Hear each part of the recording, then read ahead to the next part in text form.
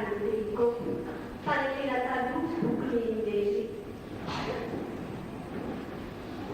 Numeri fare che mi fu a tu parli fa e facciamo.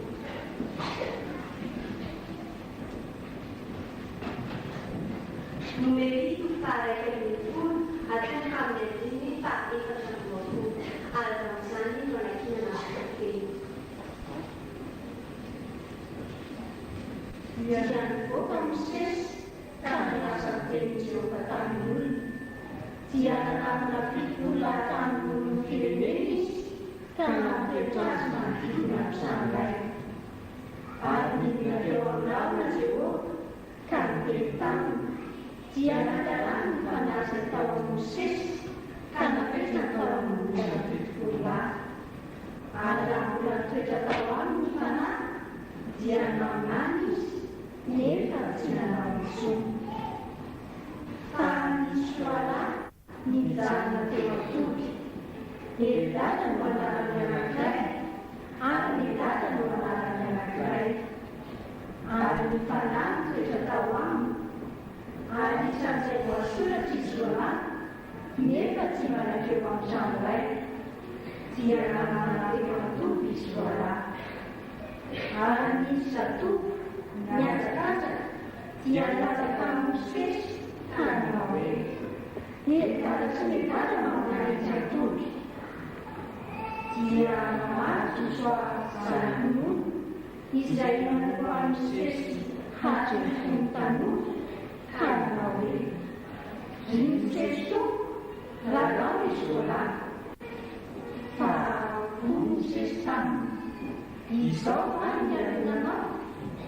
Ini yang kau panggil puluh jauh balik, kalau jauhan panai. Dia terlalu musik Indonesia ini. Ani sendiri di kota Tanjung, kami dapat kerja tanam masuk. Anak kata yang tu, keturunan yang makin tu Indonesia. Aku keluar coba mengundang isi.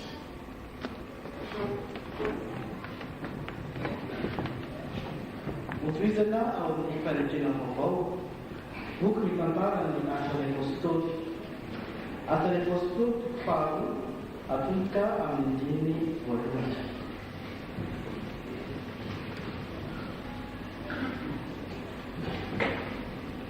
Altri posti fanno a tutta a mentini vuole.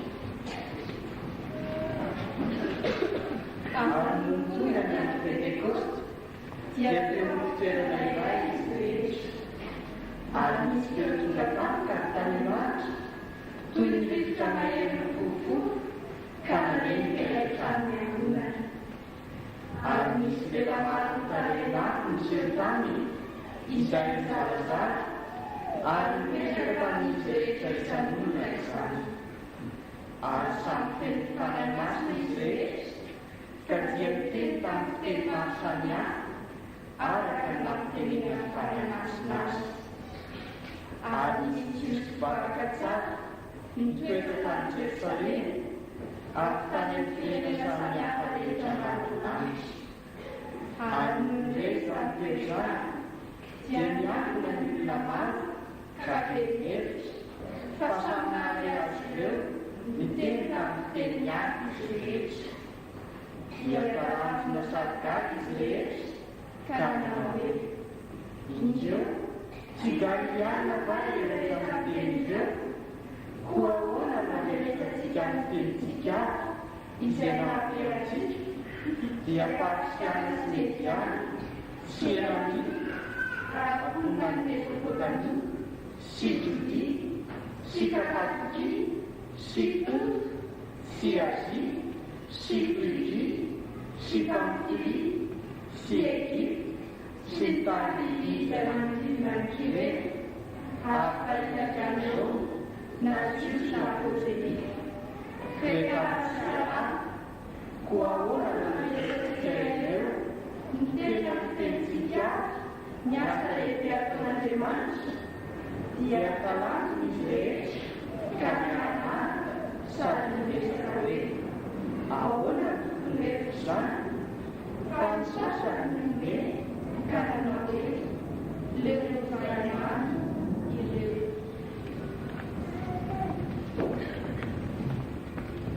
Falando de filosofia, mostra a hora da John não faria da vida, mas não, ele me faz. John não faria da vida, mas não, ele me faz. Olha,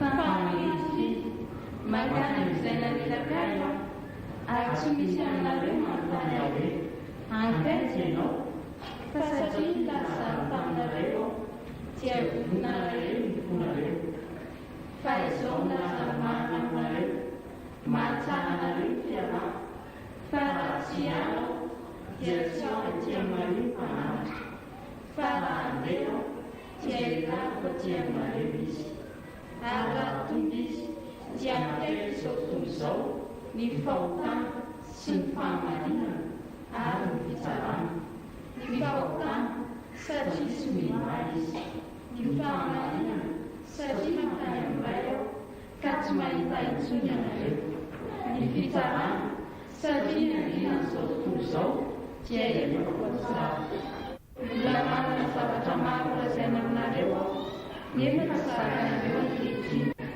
Para Punamana Pamarina, Jaya Sita Paranare, Wang Magnare, Fasidi Wasis, Fasewe, Tiaula Senyaku, Amasatawagas, Tiambara Namare, Isya Kalasa, Fantaya Pemyalis, Kana Malasana Nalu, Isere Tananamre, Tiara, Kuisan Nilasa, Fantaya Pemyalis, Kana Malasana, Amen. Masana Devi.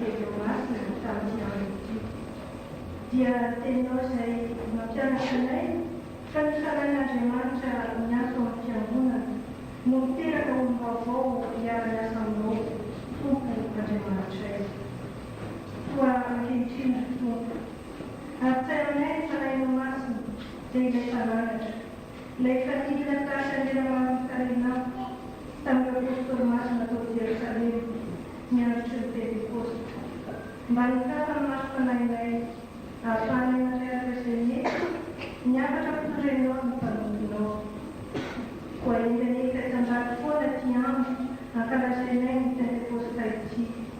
Kembali tu dapat apa dalam saya kerja sifat resonansi dalam yang baru kita dapat masih. Amina dalam Yesus Kristus si kamu melalui nama Kristus. Amin.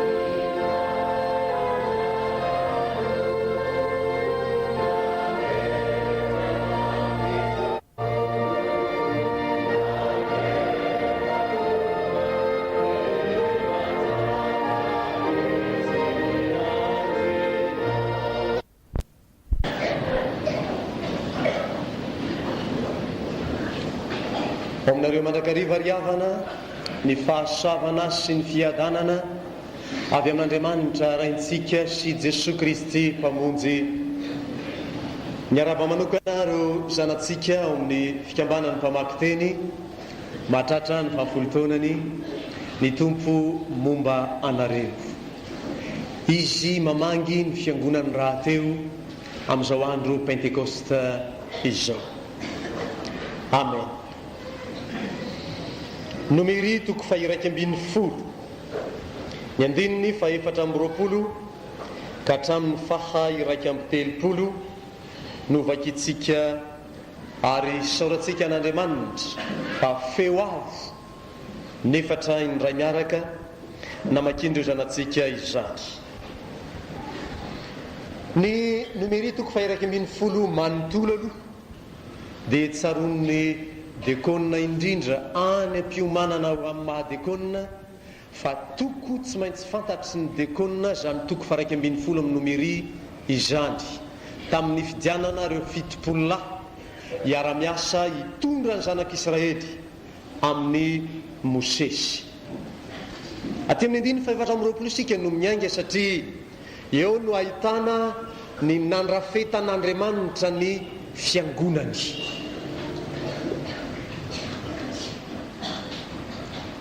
Dia nivoaka Mosesy dia nilaza ny afatra Jehova tamin'ny vahoaka izy dia nanangona 70 lahy tamin'ny olon'Israely ka nampitoetra azy manodidina ny tranolay.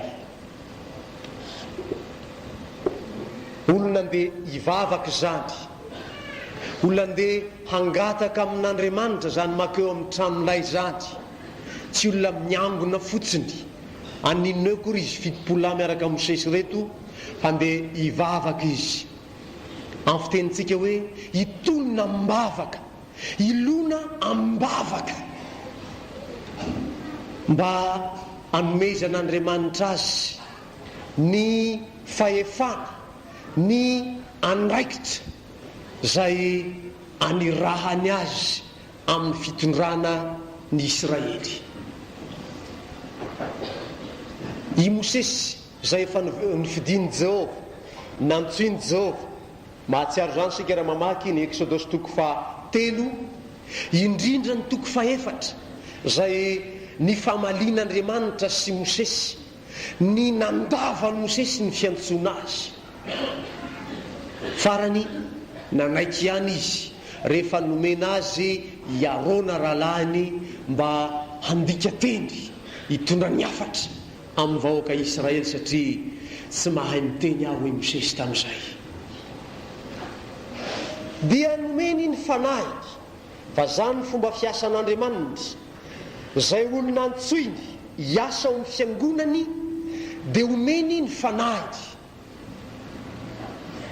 Ho an'ireo mianatra any amin'ny sefala, mianatra any amin'ny katekomena dia ahatsiaro ny fampianarana ataontsika fa aty amin'ny testamenta taloha ary zany no anakaratsika ny 520 hoe dia naminany izy nefa tsy nanao intsony. Ny hevitra zany misy fotoana ny feran'Andriamanitra ny haminaniny ireo olona zay nomeny ny fanahy, ka rehefa vita zany fotoana voafetran'Andriamanitra iasan'ny mpanompony zany dia soahiny taony fanahy. Nomena ny fanan'Andriamanitra Samson mpitsara hitarika ny zanak'Israely rehefa vita ny ady na ny rahana azy dia nesorona taony fanany Jehova. Omen'Andriamanitra ny fanahiny ny mpanjaka mitondra ny Israely ary zany natonga ny Davida rehefa tsapany sy nekeny ny fahotany teo anatreny Jehova. Nivakitsika tamin'ny Salamo 150 teo, nangataka tamin'i Jehova hoe aza manaisitra ny fanahiny ao masina amiko satria fantany fa fomba an'Andriamanitra ny manaisitra ny fanahiny rehefa vita na ny rahany zany olona zany tao amin'ny vahoakany. Fomba an'Andriamanitra, fomba fiasan'Andriamanitra, firafitra napetrak'Andriamanitra zay miasa amin'ny fiangonany omeny ny fanahiny. Dia nantsina izy 70 lahy dia nangalany zay tsara ny teny ao, nangalany ny fanahy tao amin'ny Mosesy dia nozarainy tamin'izy 70 lahy.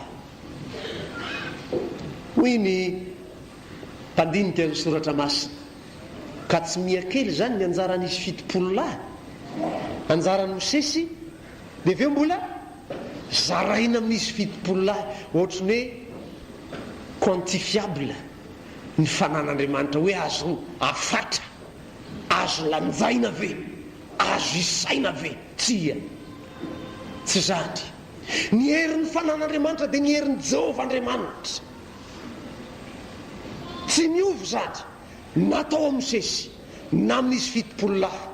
Tsy hoe satria nozaraina dia miakely ny an'izy tsirairay, tsy, fa fanan'ny Jehovah iray, zay no tiany lazaina.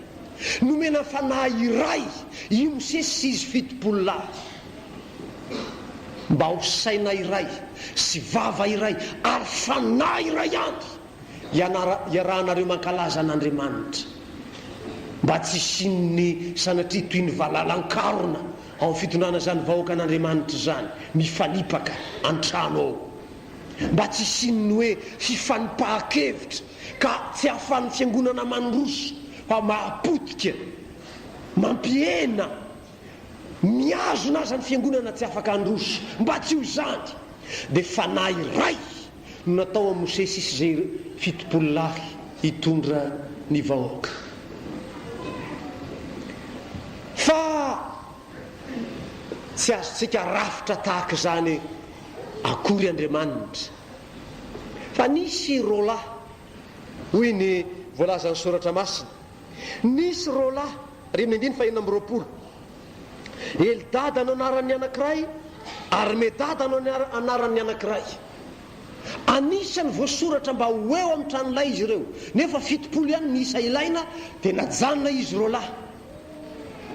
Efa nisany zay heverina ho isan'ny 70 lahy zany izy, fa niotra nomen'Andriamanitra ny fanahiny koa ireo, ka tsy voarafitra, voafetra, voafatotry ny rafitra petratsika Andriamanitra, fa naminany koa izy rolahy. Na dia tsy isan'izay nakeo amin'ny tranolay fihaonana azy, na dia tsy isan'izy 70 lahy hitondra ny Israely azy. Ny diakona amin'izao mandaha misy antsika izao tany am-piofanany dia mahatsiaro tsara io fanazavana io, nakatsika ny fanahiny fizarana andraikitra. Misy ireo atsitsika tamin'izany fotoana zany hoe diakon'ny faritra, ho avy indray zao ny fifidianana. Misy ireo 70 lahy miaraka mivantana manatanteraka ny raharaha, zao izy efa 100. Dia isy ireo zay andraikitra any amin'ny faritra honenantsika avy, hifandray amintsika, andamina fiainana ny faritra misy atsika, hitarika atsika amin'ny fiaraha-mivavaka, maminany koa ireny. Tsy azo afatotra ny tenin'Andriamanitra, tsy azo feratsika amin'ny rafitra napetratsika Andriamanitra. Zany ny valiteninay raha nanao fiofana recyclage pastoral tamin'ny 3 taona lasa zay, teny amin'ny Rahasalama teny, ny mpitandrina ato amin'ny solodapartany misy atsika no hitikitihina sy noazavaina tsara ary nitaona ny mpitandrina mba hienjana amin'ny fampiarana ny fotodalana sy ny fitsipika FJKM. Hoy izay tamin'izay namaly hoe azafady tompoko, ary raha hiasany amin'ny olona mbola tsy mpandray fanasan'ny tompo Andriamanitra, ohatra handresy lahatra reo ray aman-dreny izy hitondra ny zanany atao batisa, azo ny fiangonana ferana vaizady. Ary raha hiasany ampon'ireo tanora mbola tsy mpandray fanasan'ny tompo fa nampiaoniny ka noresen'ny lahatra hifankaty dia hiroso ny fanambadiana, tsy ho amasinina aryvezan'ny fanambadiana, ho feratsika ary ve Andriamanitra hiasany ampon'ireo zanatsika ireo ampifankaty azy. Dia somary sangenena ihany namaly hoe raha mbola azo atao, enjanona ny hoe mpandray fanasan'ny tompo zay mitondra ny zanany atao batisa, mpandray fanasan'ny tompo zay miroso makao fanamasinany fanambadiana. dia notoizana ao anatin'ny fotalana ho an'izay mamaky azy hoe na hanaiky rotsaka ho katekomenina izy, zany hoe mbola tsy tafarotsaka fa hanaiky hirotsaka mba hialana amin'ilay fienjanana be amin'ny fandrafetana ny fiainam-piangonana, fa tsy azontsika afatotra amin'ny rafitra Andriamanitra. Fitopolo-lanina tsy iny miaraka Mosesy, fa nisy roalahy koa tatsy antoby naminany. Rafitra tahaka izany no nataon'ny tompo raha namaky ny Jaona 9:20 mahatsara anareo ny fialako. Rafitra zany tsy maintsy miakatra aloha ny tompo zay vao arotsaka ny fanamasina. Rafitra zany Andriamanitra na ny rafitra ny fiainam-piangonana tahaka izany, dia ho avy ny olona mandinika an'izany dia hoe hitanao fa ny tompo aza na ny rafitra ny fiangonana, tsy maintsy mienja antsika. Io fanamasina io ampiaiky zao tontolo izao, ny fahotany, ny fahamarinana, ny fitsarana, dia ho avy ny olona hienjana satria nanoty ranony aongany esory amin'ny andraikiny, hienjany olona satria tsy nanaraka ny marina ramitra. Ka ianao manana ny fahamarinanao, na misy marina eo an-tren'Andriamanitra na ny iray azy, satria efa tonga ny fanamasina ampiaiky ny olona ny fitsarana, satria tsy nino ny zanak'Andriamanitra izy, fitsarana. Dikan'izany tsy maintsy atsangana ny fitsarana ao voan'ny fiangonana, tena rafitra fitsara-piangonana tahaka ninona ny fienjanana any, hianarana ny fahaizan'Andriamanitra miasa. Jerena zany asan'ny apôstôly 2 vakitsika teo. Misy olona avy any hatrany Roma, misy olona hatrany Kapadokia, hatrany Ponto, zany hoe Jetlisy reo tonga avy any lavitra any, dia nanitsahan'Andriamanitra ny fanahy. Ho avy ny andro eny Jehovah zay androtsahako ny fanahiko amin'ny nofo rehetra. Mosesy izy fitopolo-lahy tsy azo ferana amin'ny rafitra fotsiny Andriamanitra niampy azy roalahy. Ary zaho va ny alonanao hoe Mosesy mantsy Joshua, raha niteny tamin'ny Mosesy Joshua hoe ry Mosesy tompo, raha rao izy roalahy maminany atsy tompoko niapety tsy mba isan'izay nakatyana an-tranolay fiona. Izaho va ny alonanao, engany ho mpaminany avokoa ny olon'i Jehovah rehetra ka andatsahany ny fanahiny. Ny olona rehetra sitrak'Andriamanitra ny anomezany ny fanahiny, ary efa nomeny ny fiangonana zany. Ilo ilazaintsika tamin'ny fotoana hoe ho avy ny andro, ilazantsika fa ny fiangonana nomen'Andriamanitra ny fanahiny. Dia miatra eo ny Matteo 5:7-7 ny tenenan'ny tompo tamin'ny Petera tamin'izay, na elokiza vahanao ety ambony tany dia ovana any an-danitra, na elokiza fehezinao ety ambony tany dia ho fehezina any an-danitra. Miatra ny 7:7 amin'io Matteo 5:7 hoe na elokiza vahanareo, toy ny miteny amin'ny fiangonana ety an-tany dia vahana any an-danitra, na elokiza fehezinareo ety ambony tany dia ho fehezina any an-danitra. Ny fiangonana nomen'Andriamanitra ny fahefany. Zay natonga ny Mosesy niteny tamin'ny Joshua hoe zaho va ny alonanao. Amanino zany fanahy mialona zany? Inona ny toe-tsain'ny olona rehefa mialina ny namany izy? Hoe mitiatsakatsaka zay azo ny namany ve izy? Ialonako ranaka dia ataoko zay azo azy. Zany ve? Ny toe-tsain'ny mialona dia napotika ny namany hatrany ny tadiaviny.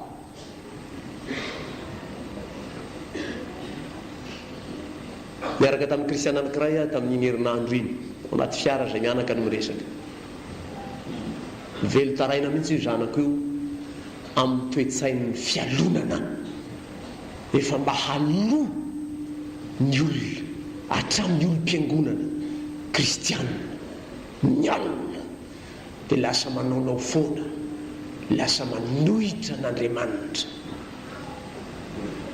lasa mitady lalana anapotehana anoerana ny asan'Andriamanitra ao fiangonana fa anazovy anohitra ny zanak'olona ho i Jesosy Kristy dia mbola azo famelan-keloka ihany izy fa nazovy anao teny anohitra ny fanahy masina dia tsy azo famelan-keloka akory izy mandrakizay. Ary amin'izay tsika ny mianatra mamantatra fa na inona no miasa ao fiangonana, fa na inona no miasa ao anatin'ny olona.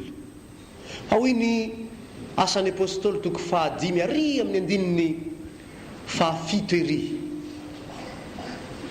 Raha avy amin'Andriamanitra zao asa zao, raha avy amin'Andriamanitra zao asa zao,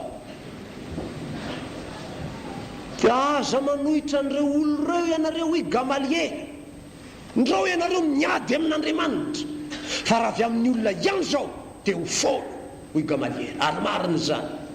Tsara ny teny solotenan'ny mpamaky teny teo hoe matoa maharitra hatramin'izao fa 10 taona n'izao ty fikambanany ity dia sitrak'Andriamanitra, mifanaraka amin'ny sitrapon'Andriamanitra ny nananganana azy. Sitrak'Andriamanitra ny amakina tsara, amakina mazava, amakina marina ny teniny ka dia najoro zao fikambana zao dia naharitra izy. Fa raha avy tamin'olona ihany zao, ohatra raha noteneniny teo hoe pasteur be manahaka ho izy ny tompo marika tamin'izany, raha olombelona ihany nieritreritra an'izao dia foana io hoy ny soratra masina. Ka raha avy amin'Andriamanitra, raha ny fanan'Andriamanitra ny miasa ao fiangonana, raha ny fanan'Andriamanitra ny miasa anatin'ny mpanompon'Andriamanitra anankiray, raha ny fanan'Andriamanitra ny miasa ao anatin'ireo diakônina, mpiandry, kristianina tsirairay, ny fiangonan'Andriamanitra io, aoko tsila ny anohitra zany fanan'Andriamanitra zany. Fantaro ny fanahy na avy amin'Andriamanitra zany na tsia. Hoy ny Jaona voalohany toko 4 manomboka ny 9 voalohany, Korintianina voalohany toko 12 7 raha teo manazava manome toko tahaka zao fa tsy misy manana ny fanan'Andriamanitra ka hanao hoe vohozona Jesosy Kristy, zany hoe hanao asa sanatiavina, anapotehana, analana baraka sanatria angitona ny anaran'i Jesosy Kristy any amin'ny any. Raha manana ny fanan'Andriamanitra izy tsy afaka anao zany mihitsy. Hoy ny Korintiana voalohany toko 12 fantaro azy ny fanahy miasa ao fiangonana dia iarao miasa izy atateraka ny asan'Andriamanitra, iarao miasa izy mba hatafita ny tenin'i Jehova ary dia nivoaka Mosesy dia ny tenin'ny Jehova tamin'ny olona. Fa ahoana zao? Hoy ny asan'ny apôstôly toko 4 mova tsy zao sy zao sy zao va moty Galiliana va ireo ko nahoana ireo loa enitsika miteny ny asa lehibe ataon'Andriamanitra amin'ny fitenintsika avy. Ny asa lehibe ataon'Andriamanitra ny voalaza ao anatin'ireny tenin'ny mpanompon'Andriamanitra reny. Ka raha izany no tenenin'ny mpanompon'Andriamanitra tsirairay, arao dia iarao lalana dia ifandrombony ny asa androson'ny fiangonana. Fa sitrak'Andriamanitra ny haharetan'ny fiangonana 70 taona zao mety akady fotsy. No sasany efa kalazany fa 5 sasany ankalazany fa 70 taona sy ny sisa. Sitrak'Andriamanitra ny ampitanin'ny fiangonana zany ny afatra zany ho an'ny olona. Sitrak'Andriamanitra ny haharetany zao fiangonana zao mamakivaky tantara ho avy ny ray. Ka nahafahatsika manao zao fanatsarana ny trano zao mba hitsinjovana indray ireo zanaka aoriana kely, hijery amin'ny masony tanora, masony mivoatra, masony mikaloka ny tsara indrindra mba hatamana azy. Ry havana, raha narafitr'Andriamanitra ny fiangonany, raha natsangany ny fiangonany ka nomeny azy ny fanahany, zany fanahy zany no ampatsiarantsika zao efa nambaran'Andriamanitra mandraka riva amin'ny fiangonana. Zany fanahy zany no hampianatra atsika ny zavatra rehetra. Hoy ny Jaona toko 4:10. Zany fanahy zany fanahy ny fahamarinana, mpananatra hafa ilazany Jesosy Kristy azy hiasa ao amin'ny fiangonana ka handray ny tenin'Andriamanitra ary ny tenin'Andriamanitra iandry nomendry ho an'izay manaiky ampitondranyzany afatra zany. Izy aka avy amin'izay aky hoy Jesosy Kristy ary anambary zany aminareo, ary ny zavatra ho avy azy dia ambarany aminareo. Ny fanahiny tompo miasa ao am-potsika, fanahiny tompo miasa ao fiangonana, ny fanan'Andriamanitra mandresy lahatra atsika ny ampijoro atsika ho fiangonana fa tsy fiparitahana, fisaratsarahana, fitsitokotokoana. Ny fanahiny tompony ampiray atsika tahaka ny nampiraisany any Mosesy tamin'izy 70 lahy, nampiraisan'Andriamanitra ny zanak'Israely hatrany ampiandohany. Engany tompo hitahiry ny fiangonany iray man'Andriamanitra ny voninahitra, izy hitahiry ny fiangonany mamakivaky ny tantara. Amen.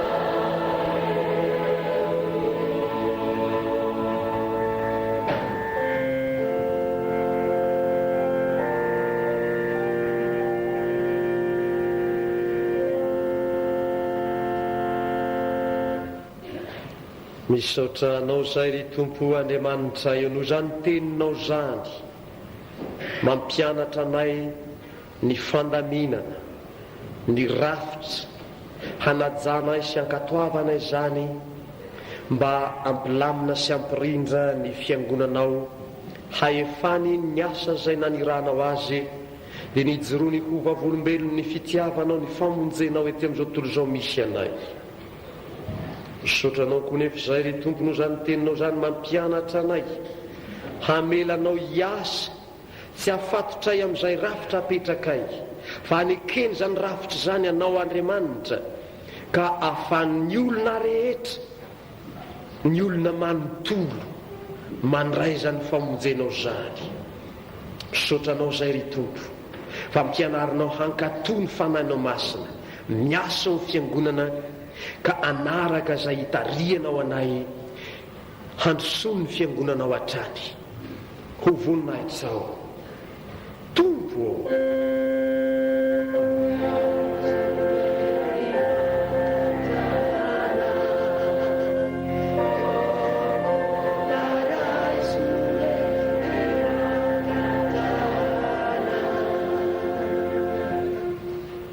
Misotranao zay ry Tompo fa izany rafitra andaminanao ny fiangonanao zany no mahatateraka zao fanimpavana tanterahana izao ambany fitarian'ny fananao masina ka ampaherezanao anay isatsampana isam-pikambanana ary ampaharetanao anay amin'ny fanomponay hatrany. Misotranao noho ny fikambanany mpamaky teny 10 taona zao ny asana teto afovoany zao fiangonana zao, ampahareto sy ampanatanterao zay sitraka ao hatrany ny zanakao mpikambana rehetrao. Tao ihany koa ireo zay tsy mbola ao anatiny zany fikambanana zany reseo lahatra mba iray feo, iray fo, iray fanahy hiara-mamaky ny teninao amin'ndreto efa ao. Afaka ihany koa zay ry Tompo an'ireo ray aman-dreny nitondra ny zanany ho anao tamin'ny batisa, ianao ampahery azy ireo dia hanolotsaina ihany koa reo izay mikasa hitondra ny zanany ho anao Andriamanitra amin'ny fotoana mamety zany. Da io tompo ireo zanakay renay tamin'ny filazan-draharaha teo miomana ho amin'ny fanambadiany avy. Ianao Andriamanitra tanteraka ny fikasana tsara ampony izy ireo mba hidirany ao amin'izany fiara-miasa aminao Andriamanitra izany. Apetraka am-pilatananao ty fiangonanao ity, ny asa fidorona vaolombelona ataony, ny fandresen'ny lahatra ny tarana ny hatrany mba hanaraka anao Andriamanitra, ho tamana atao tranonao ary ho mahery amin'ny fijorono vaolombelonao noho ny asa lehibe tanterahinao anatiny ao ampony. Tompo